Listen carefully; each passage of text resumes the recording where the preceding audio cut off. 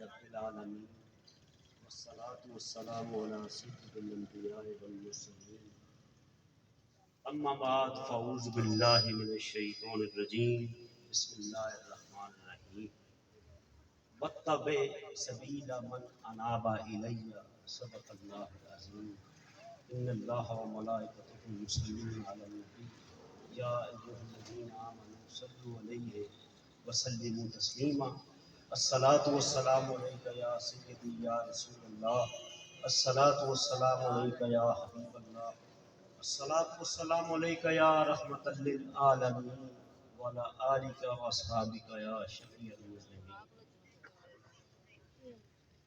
محترم صدر مجلس مفتی ظفر احمد چشتی صاحب، یادگار شیخ الحدیث،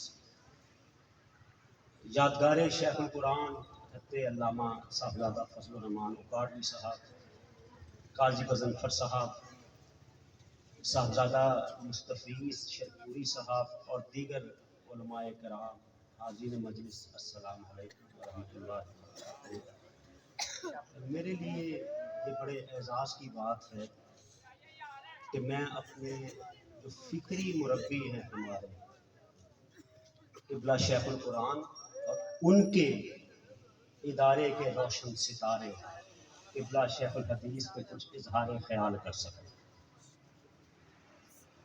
حاضرین محترم، ابھی مجھ سے قبل میرے فاضل دوست جو سیالکوٹ سے تشریف لائے بالکل درست فرما رہے ہیں کہ ہمیں اپنی اسٹیجوں سے، اپنی مجالس سے قرآن و حدیث پر مبنی گفتگو کرنی چاہیے۔ کراچی کے ایک علاقے میں بڑی پرانی بات ہے، حضرت آپ کی توجہ چاہوں گا،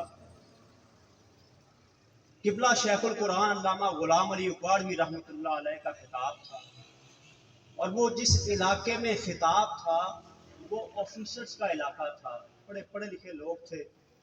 یہ مڈ 70s کے بعد کی بات ہے، 78 79، میرا بچپن ادھر گزرا، قبلہ والد محترم بھی تھے۔ خطیب پاکستان مولانا محمد شفیع اکاڑوی، علامہ کوکب نورانی صاحب اس وقت جوان تھے، یہ سب اس مجلس میں تھے۔ پرانی نظریہ حیات بزبان شیخ القرآن، سبحان اللہ کہنے کا موقع تھا، پرانی نظریہ حیات بزبان شیخ القرآن۔ والد صاحب کی ماشاءاللہ جب سے یہ ادارہ بنا، بلکہ ہمیں اعزاز ہے کہ اس کی انہوں نے اینٹیں لگانے میں بھی اپنا رول پلے کیا۔ فرماتے ہیں قبلہ نے جو تقریر کی نا، میں نے قبلہ کی اس سے قبل ایسی تقریر نہیں سنی۔ تو چونکہ والد صاحب سوال بزرگوں سے کرتے تھے، محبت تھی، کہنے لگے حضرت، اور سارے بڑے بڑے آفیسر، بڑے باہر گاڑیاں کھڑی، سب رو رہے تھے، بشمول اکاڑوی صاحب اور دیگر لوگ۔ والد صاحب نے کہا قبلہ آج کیا بات ہے؟ ابو البیان تو آپ کا لقب ہے ہی ہے، ہم آپ کو عرصہ دراز سے سنتے آ رہے ہیں، آج وجہ کیا ہے؟ آج آپ نے منظر ہی بدل دیا خطابت کا، حضور کچھ ارشاد فرمائیے۔ تو قبلہ غلام علی اکاڑوی رحمۃ اللہ علیہ نے فرمایا کہ محمد حنیف میرے بیٹے عزیز، میں نے جب منبر رسول پر کی سیڑھی پر پہلا قدم رکھا تو میرے دل میں خیال آیا کہ میدان حشر میں اگر میرے کریم نبی نے پوچھ لیا غلام علی تو مجمع کے مجمع لوٹ لیا کرتا تھا، بتا میرے لیے کون سی تقریر کی؟ نعرہ تکبیر، نعرہ رسالت، فیضان حضور قبلہ شیخ القرآن، فیضان حضور قبلہ شیخ الحدیث۔ غلام علی رحمۃ اللہ علیہ کہ تم تو تقریریں، تم تو ابو البیان تھے، میرے لیے جو تقریر کی، بس کہتے ہیں میری قلبی اور روحانی اور فکری کنیکٹیویٹی تاجدار کائنات کے ساتھ ایسی ہوئی، میری نظر مجمع پر نہیں رہی، محمد مصطفیٰ پر رہی۔ تو یہ کنسپٹ ہونا چاہیے کہ ہم منبر پر جو کچھ بیان کر رہے ہیں ہم اللہ کے لیے یا اس کے نبی کے لیے بیان کر رہے ہیں۔ ہمارا مقصد اپنی خطابت کا جوہر منوانا نہیں، ہمارا مقصد اپنے افکار عالیہ کی دھوم مچانا نہیں، ہمارا مقصد اپنی علمی رشاد تحقیق کا سکہ جمانا نہیں، ہمارا مقصد یہی ہونا چاہیے کہ ہم نبی کے غلام ہیں، کیونکہ نبی کا جو غلام ہے ہمارا وہ امام، نبی کا جو غلام ہے ہمارا وہ امام ہے. اور قبلہ شیخ الحدیث یہ اشرف المدارس میں نہیں رہے.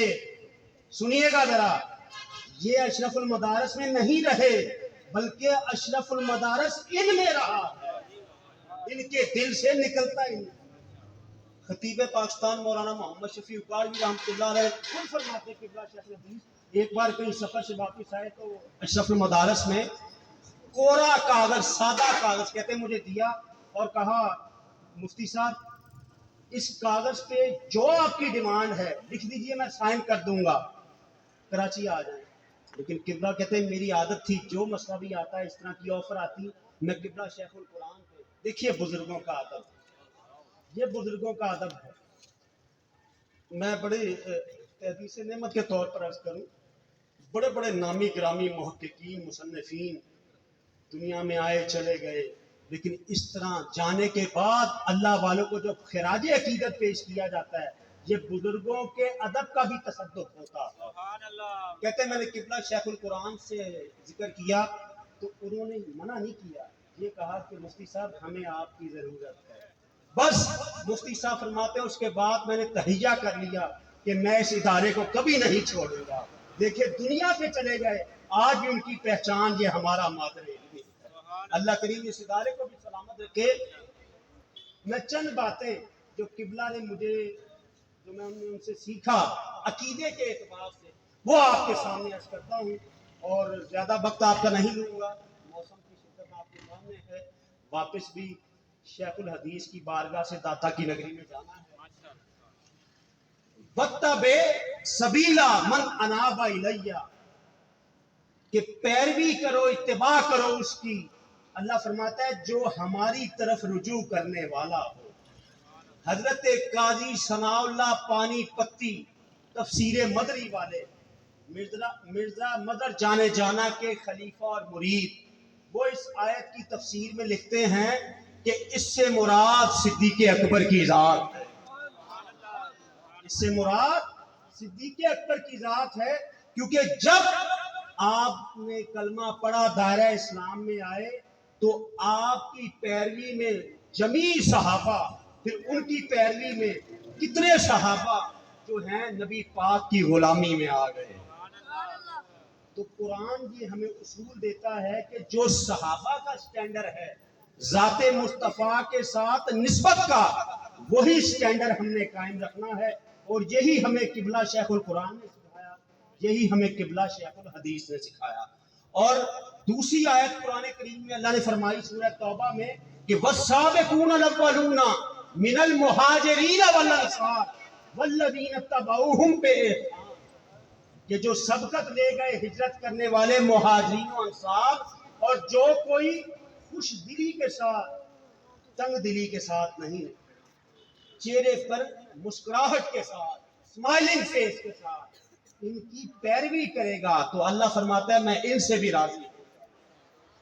اور حضور جب مدینہ منورہ تشریف لائے تو منافقین بظاہر تو انہوں نے کلمہ پڑھا, لیکن ظاہری بات قرآن نے ان کی منافقت کا ذکر کیا تو اللہ تعالیٰ نے, اور وہ قسمیں کھاتے تھے, تو اللہ تعالیٰ نے فرمایا کہ وَإِذَا قِيلَ لَهُمْ آمِنُوا كَمَا آمَنَ النَّاسُ, کہ جب ان کو کہا جاتا ہے کہ ایمان لاؤ جیسے آمن الناس ایمان لائے. جمیع مفسرین کرام نے لکھا ہے یہاں آمن الناس سے مراد صحابہ کرام کی ذات, کہ جیسے صحابہ ایمان لائے. تو قالو, اب وہ منافقین بولے انؤمن کما آمن السفہاء, کیا ہم ایمان لائیں جیسے یہ بے وقوف ایمان لائیں. اب توجہ رکھیے گا, صحابہ کو اللہ نے کیا دلیل بنایا کہ جیسے یہ صحابہ ایمان لائے نا, اے منافقین کے ٹولے, اے ظاہری کلمہ پڑھنے والوں, تم مومن نہیں ہو جتنی مرضی قسمیں کھا لو, تم جب تک یہ صدیق و فاروق, عثمان و حیدر, عشرہ مبشرہ, یہ اہل بیت, یہ جو ایمان لائے ویسے لاؤ. تو انہوں نے کہا کہ ہم ایسے ایمان لائیں جیسے یہ بے وقوف لوگ لائے ہیں. توجہ رکھیے گا میرے دوستوں بزرگوں, صحابہ کو سفہاء کہتے ہیں بے وقوف سفیہ کو. کس نے کہا؟ آپ سے سننا چاہ رہا ہوں, صحابہ کی گستاخی کس نے کی؟ اونچی کیوں لگ رہے ہیں؟ شیخ القرآن اور شیخ الحدیث کا یہ سٹیج ہے۔ منافقین نے صحابہ کی گستاخی کی، صحابہ نے جواب نہیں دیا، اللہ نے خود جواب دیا۔ اللہ نے فرمایا بے وقوف یہ نہیں، بے وقوف تم ہو، کیونکہ مجھے جو اپنے نبی کی غلامی چاہیے وہ ایسی ہی چاہیے جیسی یہ صحابہ کرام کی ہے۔ اور یہاں پر ایک اور بات سنیے گا، منافقین نے صحابہ کو سفہاء کہا کیوں ہے، بے وقوف کیوں کہا؟ اس لیے کہ مجنوں، اگر اس کا میں ترجمہ کروں، دیوانہ پن جو صحابہ کا نبی پاک کے ساتھ نظر آتا تھا، ان کو یہ بے وقوفی لگتی تھی۔ وہ دیکھتے تھے کہ ادھر نبی پاک کی پاک زبان سے نکلتا ہے الجہاد، ان پر غسل واجب ہوتا ہے تو غسل نہیں کرتے، میدان جہاد میں چلے جاتے ہیں۔ ان کو یہ بے وقوفی نظر آتی تھی۔ اللہ نے کہا بے وقوف یہ نہیں، بے وقوف تم ہو، مجھے جو اپنے نبی کے ساتھ ایمان چاہیے ایسا ہی چاہیے۔ اور دوسری بات، وہ منافقین دیکھتے کہ ادھر تو الجہاد کہا جاتا ہے، غسل الملائکہ آتے حمزہ کی بات آپ کے ذہن میں آ گئی ہوگی، ادھر نبی اعلان کرتے ہیں کہ بھئی اللہ کے لیے مال لاؤ، یہ کوئی دوسری بات نہیں سنتے، گھر کا سارا سامان لا کر آقا کے قدموں میں رکھ دیتے ہیں۔ منافقین نے کہا یہ بے وقوفی ہے، رب نے کہا بے وقوفی نہیں، یہی عین ایمان ہے، مجھے یہی ایمان مطلوب ہے۔ اور جو کوئی قیامت تک اتنا میں والسابقون الاولون من المہاجرین والانصار والذین اتبعوہم، جو ان کی پیروی کرے گا وہی ایمان والا ہوگا۔ اور جنہوں نے ان کی پیروی کی ہے، ذرا آپ کے دائرے تخیل کو میں پاکستان کی حد تک ہی گھما دوں، جنہوں نے صحابہ کی پیروی کی ہے، کسی کو ہم علی حجویری کے نام سے جانتے ہیں، کسی کو خواجہ غریب نواز کے ساتھ، کسی کو بابا فرید کے نام سے جانتے ہیں۔ جنہوں نے صحابہ کی پیروی کی ہمیں عقیدہ دیا ہے۔ اور اب دیکھیے گا، میں آپ سے ایک سوال کرتا ہوں، یہ اہل علم کا مجمع ہے، حضرت صدیق اکبر کو صدیق کا لقب کس بات پہ ملا تھا؟ لا الہ الا اللہ کرنا پڑنے پر، کلمہ توحید پڑھنے پر؟ بتائیے گا، اہل علم کی شیخ الحدیث بڑے بڑے میرے بزرگ علم و تقویٰ میں مجھ سے فائق لوگ بیٹھے، ان کو صدیق کا لقب ملا تھا عظمت مصطفیٰ کے اظہار میں ملا تھا، کیونکہ توحید توحید کے نعرے تو سارے لگاتے تھے۔ اللہ نے یہاں بھی فیصلہ کر دیا توحید، صرف توحید ہی یہ معیار ایمان نہیں ہے۔ معیار ایمان کامل تب ہوگا جب مصطفیٰ کی عظمت کا اظہار کیا جائے گا، جب نبی پاک کی عظمت کا اظہار کیا جائے گا۔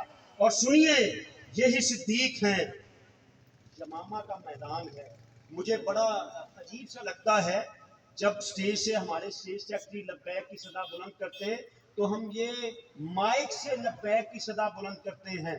یمامہ کے میدان میں مسیلمہ کذاب کے مقابلے میں جب صدیقیوں نے سچوں نے کون سا نعرہ بلند کیا تھا، میں آپ سے سننا چاہتا ہوں۔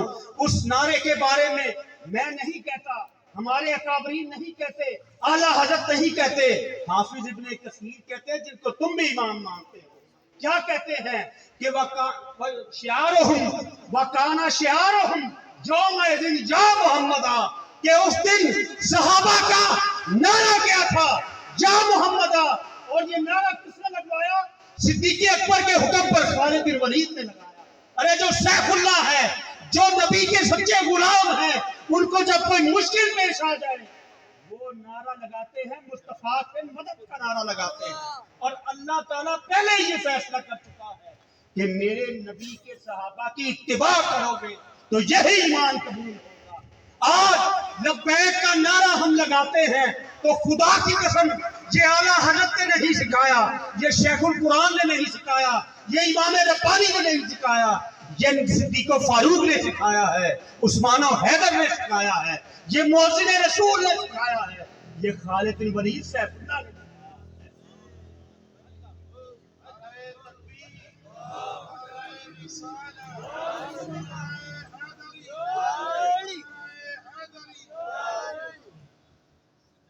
آپ نے پھر ڈھیلا نعرہ لگایا، پھر ان کو وہ آن کرنا پڑے گا۔ ذرا ایک دفعہ لبیک کا نعرہ لگا دیں یار، سنت کا سب کی طبیعت خوش ہو جائے۔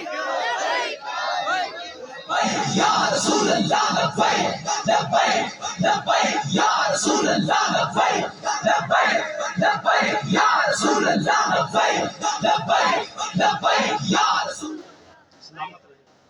یہ تو صدیق اکبر میں دو تین صحابہ کے اور باتیں عقیدے کے اعتبار سے، تاکہ آپ کو پتہ چلے کہ ہمارے ان اداروں میں کس طرح طلباء کی فکری آبیاری کی جاتی رہی ہے۔ حضور کے ایک صحابی حضرت تمیم داری رضی اللہ تعالیٰ عنہ، وہ ہجرت مدینہ کے یعنی نبی کریم صلی اللہ علیہ وسلم کے دنیا سے تشریف لے جانے سے تھوڑا عرصہ پہلے انہوں نے ایمان قبول کیا۔ فلسطین میں رہتے تھے، راحت تھے، انتظار کر رہے تھے، نبی سے کے آنے سے پہلے نبی کی دھوم مچی ہوئی تھی۔ اللہ تعالیٰ نے کائنات میں اپنے نبی کے چرچے ایسے کیے ہوتے ہیں۔ جب وہ انہوں نے کلمہ پڑھا، توجہ رکھیے گا، حضور کی بارگاہ میں آئے، کلمہ پڑھا تو عرض کرنے لگے، حضور مجھے فلسطین کے علاقے میں ہبرون الخلیل جہاں میں رہتا ہوں وہ خطہ عطا کر دیجئے۔ اسٹوڈنٹس کے لیے یہ بتانا چاہوں گا کہ اس وقت فلسطین رومیوں کے زیر قبضہ تھا، نبی پاک کی بظاہر وہاں پر حکومت نہیں تھی، تو تمیم داری نے نبی پاک سے بظاہر وہ چیز مانگی جو ابھی ان کے تصرف میں نہیں تھی۔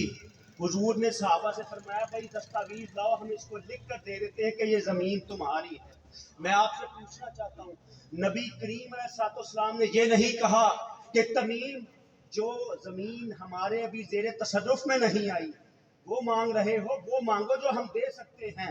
نہیں، صحابی بھی سچے تھے، وہ جانتے تھے آج نہیں تو فلسطین میں کل نبی پاک کی حکومت ہوگی، اور صحابی دیکھ رہے تھے کہ جو نبی مسجد نبوی میں بیٹھ کر جنتیں تقسیم کر رہا ہے، خدا کی قسم وہ فلسطین تو کیا شرق و غرب میں، جنوب و شمال میں اس سے کائنات کا کوئی ذرہ، کوئی خطہ، کوئی بھی طلب کروں گا، میرا نبی عطا کر۔ اور نبی پاک نے یہ نہیں کہا تمیم کیا مانگ رہے ہو وہ مانگو، نہیں، سارے صحابہ موجود ہیں، نبی پاک نے لکھ کر دے دیا۔ اور جب دور فاروقی میں فلسطین مسلمانوں کے زیر تصرف میں آیا تو انہوں نے جب تو دستاویز دکھائی تو حضرت عمر فاروق نے ان کو دستاویز دی۔ یہ ہے صحابہ کا عقیدہ کہ بظاہر دیکھیں بڑی عجیب سی بات لگتی ہے، آج پاکستان کے حکمران سے کوئی یہ کہے کہ مجھے اسلام آباد میں پلاٹ دے دے تو یہ تو بات سمجھ میں آتی ہے، لیکن اگر کوئی یہ کہے کہ مجھے دہلی یا نیو یارک میں پلاٹ دے دے تو کہے گا خدا کا خوف کرو، میرا وہاں پر کون سا قبضہ ہے، میری وہاں پر حکومت نہیں ہے، میری حکومت صرف اس خطے میں۔ تو صحابی کو پتا تھا میرے نبی کی حکومت جو نظر آتا ہے وہاں بھی ہے، جو نظر نہیں آتا وہاں، میرے نبی کی حکومت ہر جگہ پر ہے۔ اور حضور کے ایک اور صحابی میزبان رسول حضرت ابو ایوب انصاری، آپ نے ان کی حدیث سنی ہوگی، یہ ترکی استنبول میں ان کا مزار ہے، ایک دفعہ تشریف لائے تو روضہ رسول پر اپنا یہ گال چہرہ قبر انور پر رکھ کر رگڑ رہے اور رو رہے۔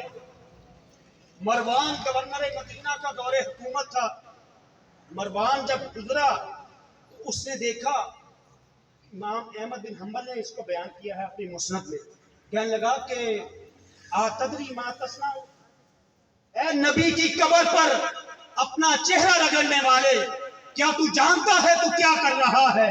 فاقبل الیہ، حضرت ابو ایوب انصاری نے پلٹ کر دیکھا کہ مروان چپ ہو گیا۔ حضرت ابو ایوب انصاری نے فرمایا، سنیے گا شیخ الحدیث جو ہمیں عقیدہ پڑھا گئے ہیں، خدا کی قسم 100% صحابہ والا حضرت ابو ایوب انصاری گویا ہوئے فرمانے لگے، نام یہ تو رسول اللہ ہے، ولم آت الحجر، میں نے اپنے نبی کے پاس آیا ہوں، میں کسی پتھر کے پاس، میں اپنے نبی کے پاس۔ آج جن کو ایک صدی ہوئی ہے حکومت ملی، نبی کی بارگاہ میں جائیں بوسہ دینے کو وہ بدعت خیال کرتے ہیں، بدعت تم کر رہے ہو، نبی کی قبر کو چومنا تو صحابہ کی سنت ہے۔ اور حضرت ابو ایوب انصاری رضی اللہ تعالیٰ عنہ نے اس کو چوم کر دکھایا ہے۔ اور نبی کریم علیہ السلام کے صحابی حضرت جندہ بن زمرہ رضی اللہ تعالیٰ عنہ، جب ہجرت کا وقت آیا، کوئی چھپ کر، کوئی رات کو، مختلف طریقوں سے مکہ سے مدینہ کی طرف ہجرت کر رہے ہیں تو نبی پاک کے یہ صحابی حضرت جندہ بن زمرہ رضی اللہ تعالیٰ عنہ یہ بڑے علیل تھے، اتنے علیل تھے کہ ان سے بولا بھی نہیں جا رہا تھا۔ جب ایک ایک کر کے سب چلے گئے، حضور بھی چلے گئے، تو حضرت جندہ بن زمرہ بے قراری میں ایسے مبتلا ہو گئے، ان کے بچے قریب آ کر کہنے لگے ابا جان آپ کا کیا مسئلہ کیا ہے؟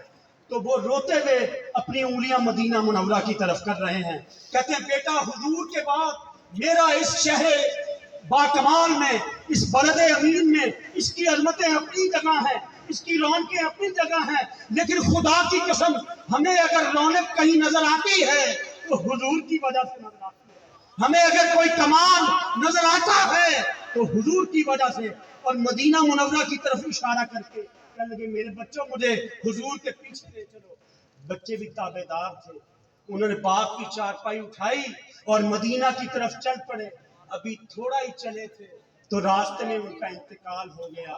اللہ کریم نے ان کے جذبہ صدق محبت پر، جذبہ غلامی پر مہر لگا دی، فرما دیا جو کوئی ہجرت کرنے کے لیے گھر سے نکلے اللہ اور اس کے رسول کی طرف اور راستے میں اس کو موت آ جائے تو اس کا اجر اللہ پر لازم ہو گیا۔ اور میں ایک بالکل سیکنڈ لاسٹ واقعہ آپ سے عرض کر رہا ہوں۔ حضرت بلال رضی اللہ تعالیٰ عنہ نبی پاک کے وصال کے بعد مدینہ چھوڑ گئے۔ ہم مدینہ جانے کی، مکہ جانے کی دعائیں کرتے ہیں، کیا وجہ کیا تھی، کیا ریزن تھی کہ اس شہر کو جس کے بارے میں آقا نے فرمایا کہ اگر ہو سکے تو مدینہ میں مرنے کی دعا کرو، کیونکہ اب ان گلیوں میں ان کو بظاہر اللہ کا حبیب نظر نہیں آتا۔ اور قاضی ایاز مالکی نے شفا شریف میں لکھا ہے کہ یہی بلال جب ان کا آخری وقت تھا تو ان کی زوجہ ان کے قریب بیٹھی ہوئی تھی، فرمانے لگی واہ حزنا اے غم، ویری سیڈ، سمجھ لیجیے انگلش میں۔ تو آپ نے فرمایا واہ حزنا نہ کہو بلکہ کہو واہ اطربا، بی ہیپی، خوش ہو جاؤ ہیں۔ اب آپ کی زوجہ صحابی کی بیوی تھی نا، کوئی پروفیسر کی تو نہیں نا تھی، کہتی ٹھیک ہے جان چھٹن لگی، کیا لگی حضرت آپ اتنے میرے پیارے شوہر ہیں، آپ مجھ سے جدا ہو رہے ہیں، مجھے تو غم ہوگا، تو انو کہا دیا خوشی کر جانے۔ فرمایا تو نہیں جانتی کل میں اللہ کے پیارے رسول سے جاؤں، یعنی موت کو بھی سیلیبریٹ کر رہے ہیں۔ یہ ہے صحابہ کا عقیدہ کہ ہمیں انہوں نے موت سے ڈرنا نہیں سکھایا، کیوں کہ ان کا یہ عقیدہ تھا کہ نبی کی غلامی میں جو موت آئے گی وہی حقیقی حیات۔ تو میرے دوستو صحابہ کرام کا عقیدہ تو یہ تھا کہ وہ نبی کریم علیہ السلام کے ساتھ جو ان کا تعلق تھا وہ، مجھے بتائیے کہ صحابہ کرام جب ایمان لائے تھے تو انہوں نے دیکھا کس کو تھا؟ کوئی خدا کی طرف سے کوئی غیبی چیز ان پر آئی تھی، کوئی فرشتہ آیا تھا، یا قرآن آیا تھا ان پر؟ جو قرآن کی تو بھی ایک دو چند آیات نازل آئی ہوئی تھی، وہ حضور کو دیکھ کر ایمان لائے تھے۔ ان کے عقیدے کی اساس ذات مصطفیٰ تھی، اور ہم بھی یہی کہتے ہیں کہ ہمارے عقیدے کی اساس نبی کی ذات ہے، کیوں کہ انہیں جانا انہیں مانا نہ رکھا گئے۔ للہ الحمد میں دنیا سے مسلمان گیا، میں بھول گئے ہوں کاڑا والو قبلہ شیخ القرآن کا جنازہ، قبلہ شیخ الحدیث کا جنازہ، لاہور میں حضرت خادم رضوی کا جنازہ، اللہ والوں کے نبی کے غلاموں کے حیات تو ایک طرف رہی، ان کی موت بھی فیصلہ کر دیتی ہے کہ نبی کے وہ غلام ہیں، وہ عزت سے جیتے ہیں اور دنیا سے جاتے ہیں تو عزت و وقار۔ یا رسول اللہ لبیک لبیک لبیک یا رسول اللہ لبیک لبیک لبیک یا رسول اللہ لبیک لبیک لبیک یا رسول اللہ لبیک لبیک۔ آخری بات بالکل آنیسٹلی اسپیکنگ، بالکل میرے بڑے بڑے محترم لوگ بیٹھے ہوئے ہیں، آخری بات، شاہ ولی اللہ محدث دہلوی نے کتاب لکھی انفاس العارفین، اس میں وہ اپنے والد ماجد حضرت شاہ عبد الرحیم دہلوی کا کی ایک واقعہ نقل کرتے ہیں۔ حضرت جو فرما رہے تھے نا کہ آپ کے حضرت چلے گئے، میرا ایمان ہے حضرت کا ہمارے بزرگوں کی کا فیض اب بھی جاری ہے، کیونکہ شاہ ولی اللہ علیہ رحمہ نے ایک جگہ لکھا ہے کہ اللہ کا ولی جب دنیا سے چلا جاتا ہے اس کا فیض بڑھ جاتا ہے، اور اس کی دلیل کے طور پر انہوں نے اپنے والد ماجد شاہ عبد الرحیم دہلوی، بہت بڑے محدث تھے، فرماتے ہیں کہ ایک دن شاہ عبد الرحیم دہلوی رحمۃ اللہ علیہ شیخ سعدی کی ربائی پڑھ رہے تھے، وہ بھی سنا دیتا ہوں کہ جز یاد دوست ہرچے عمر کنی ضائع، کہ یار کی سونے دی مٹھن کی باتوں کے علاوہ جو کچھ بھی تم نے کیا ہے بیکار ہی کام کیا ہے، جز یاد دوست ہرچے عمر کنی ضائع، کہ دوست کے چرچوں کے علاوہ جو کچھ تم کام کرو گے وہ عمر ضائع ہوگی، جز سر عشق ہرچے بخانی بطالت است، عشق کے راز کے علاوہ جو کچھ تم نے پڑھا ہے سب بیکار ہے۔ اور فرماتے ہیں تیسرا مصرع شیخ سعدی کا کہ فرماتے ہیں سعدی بشو لوح دل از نقش غیر حق، اے سعدی اپنے دل سے جو نقش غیر حق کے علاوہ جو چیزیں اس کو مٹا ڈال۔ تو شاہ ولی اللہ فرماتے ہیں چوتھا مصرع ابا جی کو بھول گیا، یاد نہیں آ رہا تھا۔ اب جب ایک بندہ جو ذوق سے شعر پڑھ رہا ہو اور پھر پڑھ بھی رہے ہو شاہ ولی اللہ کے والد ماجد، تو کہتے ہیں ابا جی بڑے شش و پنج میں تھے، تو فوراً کیا دیکھتے ہیں ایک روحانی پیکر آیا اور اس نے کہا کہ عبد الرحیم صاحب چوتھا مصرع ہے کہ علم کے راہ بحق نہ نمایت جہالت است، کہ جو علم حق کی راہ نہ دکھائے وہ سب سے بڑی جہالت۔ بڑے بڑے علامے فہامے بڑے بڑے دنیا میں اسکالر آئے، لیکن جن کا عقیدہ ہی درست نہ تھا ہم نے ان کے علم کو کیا کرنا ہے، شیطان کا انجام یاد ہے نا، جو گستاخ تھا نبی کا۔ تو شاہ عبد الرحیم کہتے ہیں میری طبیعت بحال ہوئی، وہ ذوق اور لطافت آئی، تو وہ روحانی پیکر باہر کو نکلا، میں نے کہا حضرت بیٹھیے تو صحیح میں کچھ خدمت کر دوں، تو میری یہ بات بھی انہوں نے توجہ نہیں فرمائی، اور میں نے دیکھا کہ جدھر ان کی نگاہ پڑی گلی کی نکڑ تک تو ان کا پہلا قدم ادھر پڑا، تو میں سمجھ گیا کہ یہ عام بندہ نہیں، یہ اللہ کے کسی ولی کی روح تھی جو میری مدد کرنے کو آئی تھی۔